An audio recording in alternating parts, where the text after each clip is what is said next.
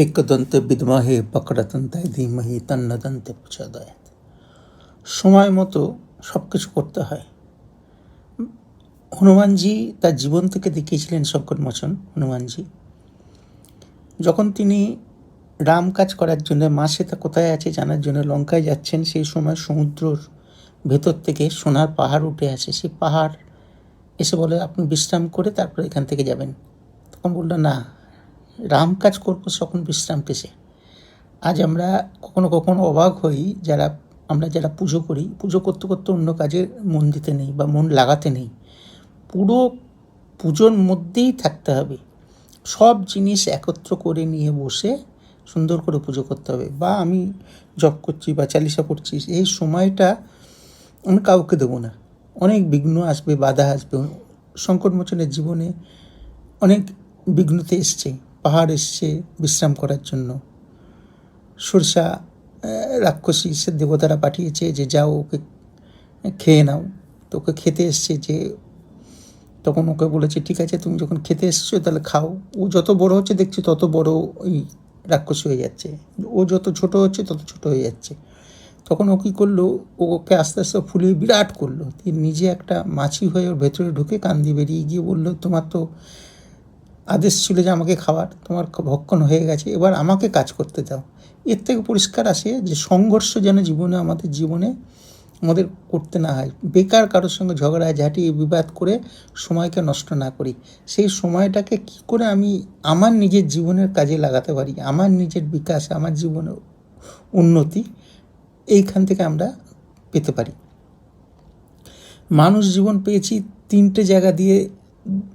দৈবিক বিপদ আসতে পারে, সাংসারিক বিপদ আসতে পারে, রোগ জ্বালার বিপদ আসবে, নানা রকম বিঘ্ন বিপদ আসবে।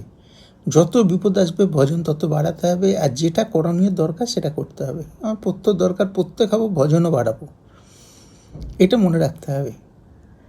তবে আমাদের জীবন কিন্তু উন্নতির দিকে যাবে। যারা উন্নতি দিকে যায় তার জীবনে বিঘ্ন বাধা আসবেই আসবে, তাকে সবাই ঈর্ষা করবেই করবে। কিন্তু সেই ঈর্ষা যতই করুক, সে তার উদ্দেশ্য থাকবে আমাকে উপরে উঠতে হবে, এবং উপরে ওঠার জন্য ও ওইগুলোকে গুরুত্ব না দিয়ে এত উঁচুতে উঠে যাবে যাতে ওদের দৃষ্টির ওপরে যাতে চলে যায়, যাতে একদিন যারাই অবান্তর কথা বলেছিল তারাই বলবে, না ওই মানুষটি ব্যক্তিটা ঠিক ছিল। তাছাড়াও আমরা কিষ্কন্ধা সুন্দরকাণ্ড থেকে পাই যে যখন লঙ্কার মধ্যে প্রবেশ করলেন হনুমানজি, তখন বললেন, ঠিক আছে আমি রাত্রিবেলা প্রবেশ করব। তার কারণ মানুষের জীবন দিনের বেলা তো সবাই নিজেকে সভ্য রাখে, রাত্রিবেলা বোঝা যাবে মনোভাব, মনোদশা কীরকম, ব্যক্তি কেমন। আমরা বাইরে একরকম থাকি, ঘরে একরকম থাকি, মার কাছে একরকম, সিস্টারের কাছে একরকম, নিজের কর্মচারীর কাছে একরকম, এরকম তো আমাদের রূপ ঘোরে। তা উনি বললেন যে অ্যাকচুয়ালি এরা কীরকম রূপে থাকে আমার দেখতে হবে। সেই জন্য সংকটমোচন কী করলেন, হনুমানজি রাত্রিবেলা প্রবেশ করলেন। রাত্রিবেলা প্রবেশ করার সঙ্গে সঙ্গে এক রাক্ষসী তাকে ধরলো, বললো, আমি লঙ্কিনী, অতএব আমি যে রাত্রিবেলায় আসুক আর দিনের বেলায় আসুক, সে চোর আমার চোখে, তাকে আমি খাবই। তখন উনি রেগে গিয়ে সংকটমোচন এক ঘুষিতে ওনাকে একদম চিৎপটাং। এবং তারপরে তিনি বললেন, সবচেয়ে বড় চোর তো রাবণ, তাকে কেন খাওনি এতক্ষণ? তোমার যখন নীতি চোরকে ধরা, বড় চোরকে ধরনি কেন?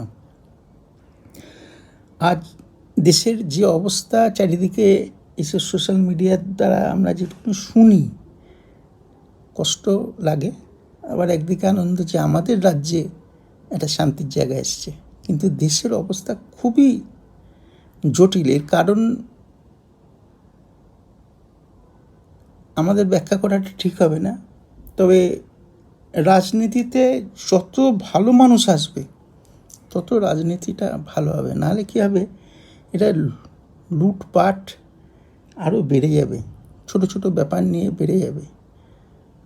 নিজের কাজটা ভুলে গিয়ে লুটপাটের দিকে যদি আমাদের রুচি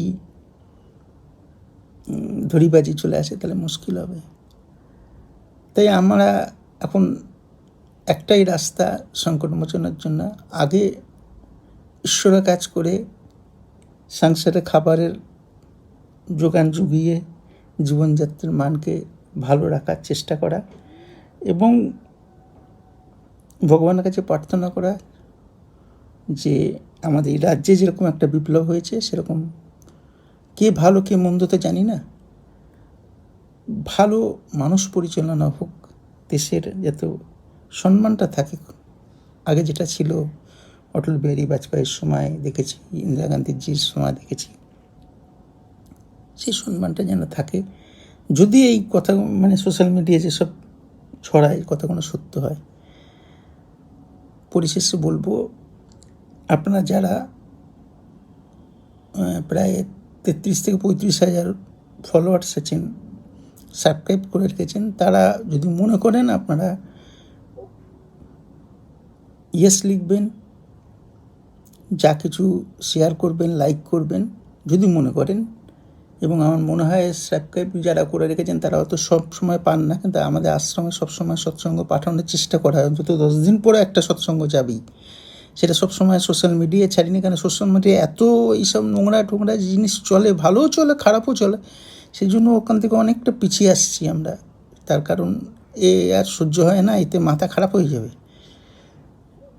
তাই তারা যদি সৎসঙ্গ পেতে চান তাদের হোয়াটসঅ্যাপ নাম্বার পাঠিয়ে দিতে পারবেন, পাঠিয়ে দিলে আমরা অ্যাড করে নেব আপনাদের।